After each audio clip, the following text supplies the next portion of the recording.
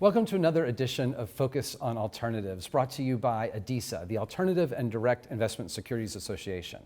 For more content like this, please check out the resource library at adisa.org. My name is Greg Mausz, and I'm joined today by Anastasia Amoroso, the Chief Investment Strategist at iCapital Network. Good afternoon. Good to see you, Greg. Welcome to the show here. So we're talking cryptocurrency, crypto assets. They seem like they've officially gone mainstream. Is that true, or is this still a bunch of hype?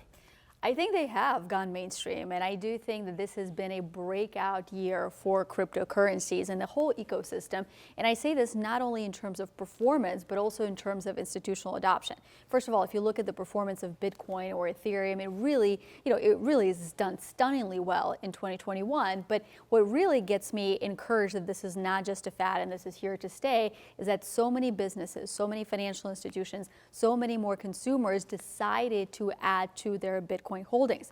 So I want to give you a couple of examples of how we measure this institutional adoption. First of all, we'll look at the companies out there who say they accept Bitcoin, and you'll be amazed, but something close to 30% of small businesses that were surveyed say they are willing or do accept Bitcoin. Really? That's higher than I would have thought. Yeah, and by the way, saying they accept it doesn't mean the consumers are actually dealing in Bitcoin, but at least, there's this understanding that we want to make this available. Then you've got some of the banks that historically maybe shied away from blockchain and blockchain payments and Bitcoin. They're increasingly making Bitcoin investing available to their customers.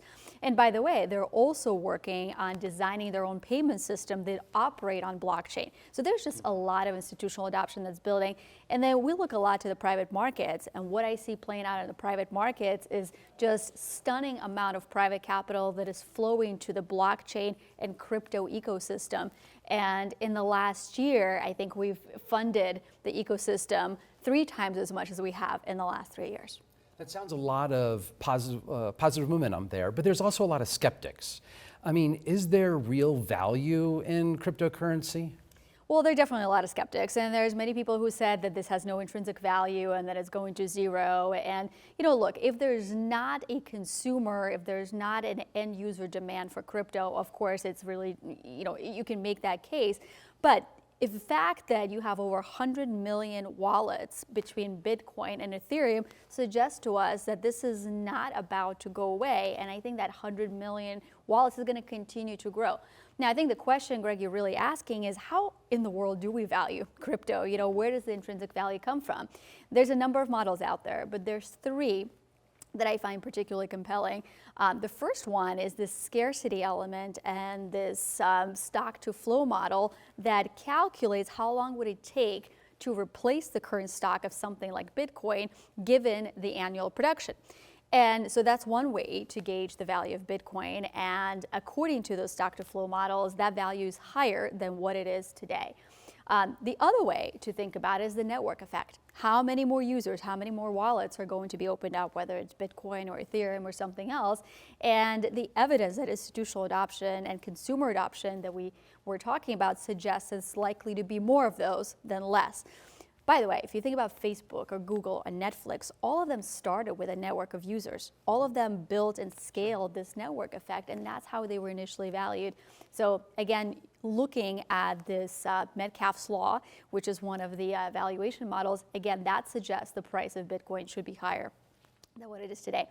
Now, that's kind of the upside case and maybe a little bit of the ceiling, but what's propping up and what's putting the floor under cryptocurrency, and it's really the cost of production.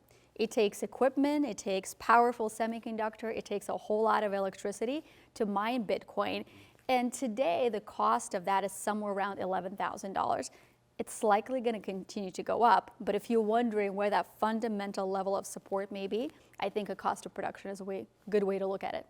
That makes a lot of sense. I'm also seeing people viewing Bitcoin as an inflation hedge, but I'm also seeing people view it as a growth stock and investing in pure speculation. Where do you come out on that argument? It's interesting because all of those attributes are really true, and rarely do you come across an investment that gives you, 2 or 3 different investable angles. But I do think that's what we have with Bitcoin today. So yes, some have said that this is a form of digital gold because there's a scarcity element to it. There's only 21 million units of Bitcoin that could ever be produced, and as long as the usage is there, the scarcity should support the price of it. So because of that, Bitcoin tends to be correlated with gold. That's not always the case, but if you think back to when the Federal Reserve was on the cusp of cutting interest rates and the economic activity was slowing down, Bitcoin was definitely highly correlated with gold. Now, then that flipped, where gold didn't really move higher, and yet Bitcoin continued to move higher because now Bitcoin was negatively correlated to the US dollar. The fiat currency was being debased by central banks around the world, printing money and engaging in quantitative easing. And so now Bitcoin really kind of acted as a store of value, as a hedge against fiat currencies. But then another shift happened, and now for the last year or so, Bitcoin has traded more in line with the risk assets, with the stock market. And that's because at the heart of it, this is technology. This is a technological innovation, and there's currencies and assets that are tied to it. So it doesn't surprise me that it kind of trades in line with the risk on assets as well. So going forward, what I think we can say is that this is an asset that offers very different correlation dynamics versus anything else in your portfolio. Those correlation dynamics are not always going to be static, so you have to understand which of these drivers is going to be dominant at what period of time. But bottom line is it has low correlation to the rest of the assets in your portfolio, and the risk-adjusted returns, even despite the volatility, have been quite amazing. I agree with you, and that's really building the momentum that we're seeing here. So investors are beginning to allocate into Bitcoin. Where do you see cryptocurrency as a portfolio allocation for an investor? Yeah, I think it's an important conversation to have right now. The reason I think it's so topical is because now we're looking at market cap of cryptosphere of over $2 trillion. And it's not catching up to the market cap of the stock market, certainly not, but it's starting to catch up to the market cap of, let's say, the money markets and pretty soon the muni bond market. So it is a viable asset class. And there's 2 reasons why someone should add a new asset class to the portfolio. One, as we discussed, it has a low correlation to the rest of the portfolio, which is a check for a lot of the crypto assets. The second one is the risk-adjusted returns, or more technically speaking, the Sharpe ratio. If the asset class offers a higher Sharpe ratio than the rest of the assets in the portfolio, that would be another case for an allocation. So in the case for crypto, that checks both of those boxes. So to me, it deserves an allocation. The question is, where from and how much?